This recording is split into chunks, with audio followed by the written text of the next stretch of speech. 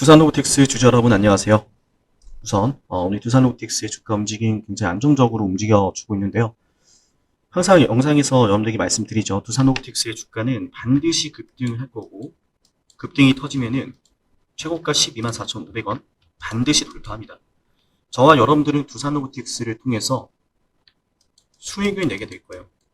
그래서 오늘도 영상을 통해서 여러분과 함께 두산로보틱스 우리가 정말 수익 낼 수 있을까에 대한 이 부분에 대한 공부를 한번 해볼 건데 속눈샘 치고 영상을 끝까지 시청해보세요.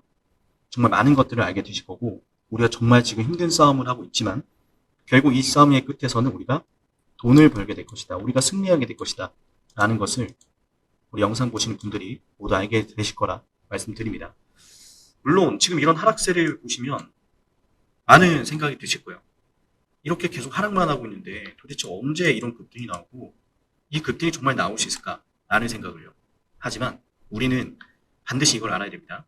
두산로보틱스의 주가가 이렇게 하락을 하고 있는 상황에서 뭘 알아야 되냐? 우리가 이 두산로보틱스에게 기대를 걸 것이 없나? 이거예요. 주식은 기대감으로 상승을 하죠. 기대감으로 주식의 참여자들이 매수를 하기도 하고 매수를 하려고 관심을 또 가지기도 합니다. 맞나요? 관심은 곧 수급으로 이어지고 주가의 상승으로 또 이어지죠. 두산로보틱스에게 더 이상 걸 기대가 없어서 주가가 하락을 하는 것이 아니라 우리가 이미 만났어야 될 이 중요한 모멘텀이 약간 미뤄졌기 때문이에요. 그 자세한 이야기에 대해서 오늘도 좀 다뤄볼 건데 결론은 이겁니다. 두산로보틱스가 급등할 이유는 남아있고 그 이유가 우리 코앞에 다가왔다라는 거예요. 그래서 여기도 적혀 있지만 저점 매수와 물타기 전략 미리 대비를 해야 합니다.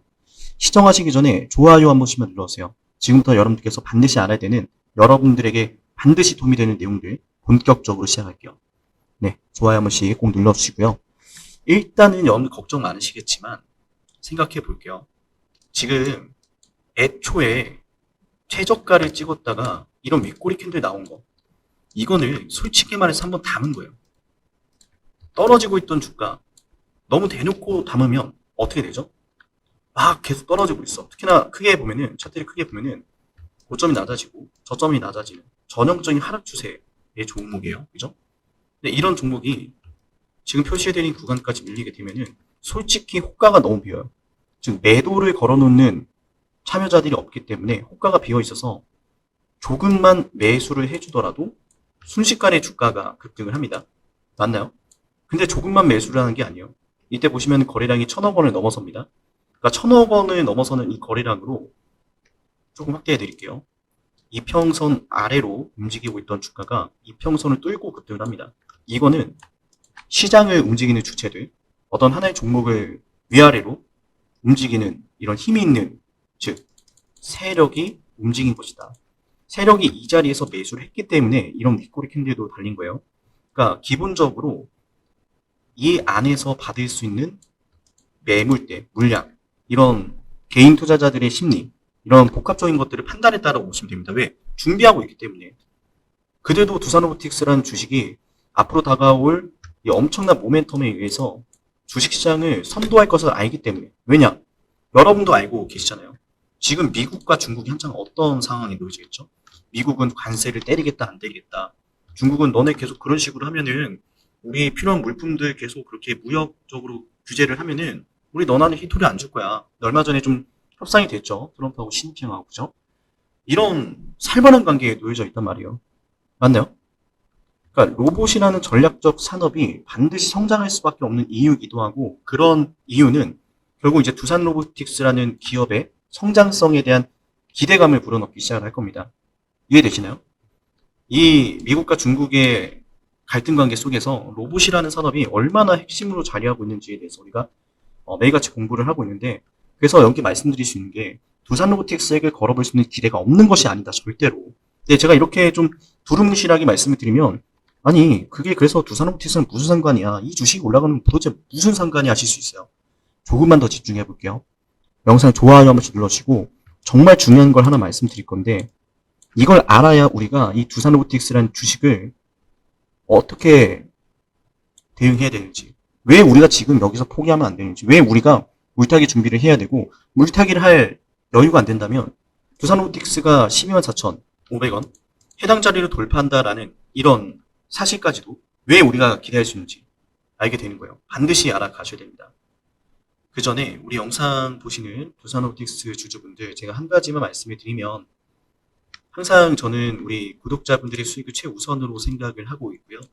그럼에도 불구하고 이 방송 안에 담아드리기에는 제한이 되는 것들이 굉장히 많습니다. 하나라도 더 챙겨드리고 여러분들이 수익을 조금이라도 더 챙겨가시기 바라는데 제한이 되는 것들이 많기 때문에 우리 구독하신 분들 대상으로만 이런 것들을 도와드릴까 해요. 보시면은 010-7371-7454 제 연락처 보이시죠? 한번 저장하시고 여기로 구독했어요 라고 하시면서 두산로보틱스 종목명까지 보내놓으시면은 향후 두산로보틱스를 매수해야 될 때 이렇게 물타기가 필요하신 분들은 반드시 알아야겠죠. 또 향후 두산로보틱스가 급등을 할 때 이 매도 타점에 대한 부분까지도 제가 다 도와드릴 겁니다. 우리 구독자분들을 대상으로만 도와드리는 혜택이니까 반드시 구독 버튼 눌러주시며 혜택을 참여해 주시면 될 것 같아요. 자, 말씀드릴게요. 아직까지 헷갈린다. 그러면은 잘 생각해봐요. 중국이란 나라가 그동안에 어떤 걸 바탕으로 성장했어요? 중국이란 나라가 지금에서야 뭐 첨단 기술이 돼서 계속 이제 집중을 하고 있지만 그 전에는 미국이라는 나라, 미국이라는 나라가 정말 대단하죠. 그죠? 반도체, 뭐 자동차, 뭐 유럽도 다 포함이 되는 겁니다. 이런 고부가치 산업에 있어서 우리는 이제는 인건비가 너무 많이 올라서 이걸 담당해줄 국가가 필요해. 이거였거든요. 그걸 중국이 모두 가져간 거죠. 뭐 반도체부터 시작을 해서 뭐 아이폰도 마찬가지고 또 자동차도 마찬가지고. 그러니까 중국은 말 그대로 풍부한 노동력과 저렴한 인건비를 바탕으로 미국과 함께 공생을 하던 상황이었어요. 이게 팩트입니다. 그죠? 지금은 어때요? 중국도 이제는 우리 제조업만 할 게 아니라 우리도 인공지능, 그죠? 뭐 자동차, 반도체 이런 전략적인 고부가치 산업에 계속 집중적으로 투자를 해서 우리도 미국처럼 될 거야. 이런 상황이 놓여져 있거든요. 그러니까 미국 입장에서는 이 부분 같은 경우 우리가 손에 쥐고 있어야 되는데 이 중국이 달려드니까 서로 이제 경쟁 구도가 된 거예요. 그래서 지금 미국이 너 앞으로 계속 그럴 거야? 알았어. 나도 우리 친구들 많아. 뭐 유럽, 일본, 뭐 한국 이런 식으로 그죠? 규합을 해서 우리 중국이랑 더 이상 비즈니스 하지 말자. 근데 그게 잘 안 되고 있죠. 그죠? 생각보다 왜 중국이란 나라가 워낙에 또 세계 공장의 역할을 해왔기 때문에 중국에서 나오는 이런 제조 능력을 무시할 수 없기 때문이에요. 그러니까 미국도 그걸 알아요. 그러면은 더 이상 중국에게 뭐 고양이한테 생선을 맡기는 것도 아니고 더 이상 중국에게 이런 것들을 맡길 수가 없는데 미국 입장에서 뭐가 필요하겠어요? 로봇이 필요한 거예요. 그래서 실제로 이제 트럼프의 정책을 보면은 미국에서 생산해라. 미국에서 생산해라고 미국에서 판매까지 해라. 그죠? 더 이상 중국에게 제조를 맡기지 않는 이런 정책들이 계속 펼쳐지고 있는데 관세 정책이 그래서 궁극적으로 이런 부분들과 연결이 되죠. 미국이란 나라가 인건비가 얼마나 비쌉니까? 미국이란 나라 지금 노동력이 풍부한가요? 물론 풍부할 수 있죠. 그러나 이게 다 한계가 있단 말이에요. 그리고 어느 순간부터는 지금 인공지능도 굉장히 크게 발달을 하고 있기 때문에 사람이 만드는 것보다 로봇이 만드는 것이 훨씬 더 생산 단가가 저렴한 시대가 점점 눈앞에 다가오고 있다는 거예요. 뭐 예를 들어 볼까요? 그러니까 제가 지금 말씀드리고자 하면 우리 주가가 올라가기 위해서는 이런 말씀드린 것들이 하나둘 이제 선행이 되면서 채워져야 되는데 실제 그러고 있는 기업이 있지 않습니까? 대표적인 기업 뭐죠? 대표적인 기업 테슬라잖아요. 테슬라가 지금 중국에 있는 기가 팩토리 그 안에서 95%의 공정이 95%의 공정이 전부 다 지금 로봇이 하고 있단 말이죠. 지금 뭐 현대에도 지금 미국에 들어간 공장도 보시면은 이제 로봇이 모든 걸 담당합니다. 이런 시대가 왔어요. 그죠? 근데 제가 이렇게 말씀을 드리면 이 두산로보틱스의 주가는 무슨 상관이냐 싶은데 우리 과거 2차 전지를 떠올려 볼게요. 2차 전지 어땠어요? 2차 전지를 두고서 수많은 국가와 수많은 기업들이 경쟁을 했죠. 왜? 앞으로 이 안에서 창출될 어마어마한 경제적인 규모를 알고 있기 때문에 로봇도 마찬가지입니다. 그렇기 때문에 지금 뭐 예전에 보시면은 뭐 젠슨항도 피지컬 AI 로봇을 뜻하죠. 삼성도 로봇을 외치고 있고 테슬라도 로봇을 외치고 있고 LG 뭐 현대 대부분의 기업들이 전부 다 로봇을 외치고 있습니다. 2차 전지 관련 기업들이 어마어마하게 급등했다는 사실 여러분도 기억하실 거예요. 순식간에 말이죠. 급등하기 직전에 하루 전에 뭐 일주일 전에 그걸 못 참아서 그냥 팔자 혹은 물타기 못해서 평단가 높은 채로 그대로 가신 분도 굉장히 많습니다. 두산로보틱스의 상황이 딱 그렇죠 지금. 이런 하락이 제가 지금 말씀드린 내용이 반영이 되었음에도 못 올라간 게 아니라 이런 미국과 중국 간의 갈등 상황 속에서 이미 도래했어야 될 모멘텀이 아직 오지 않아서 그런 것이다 라는 거죠.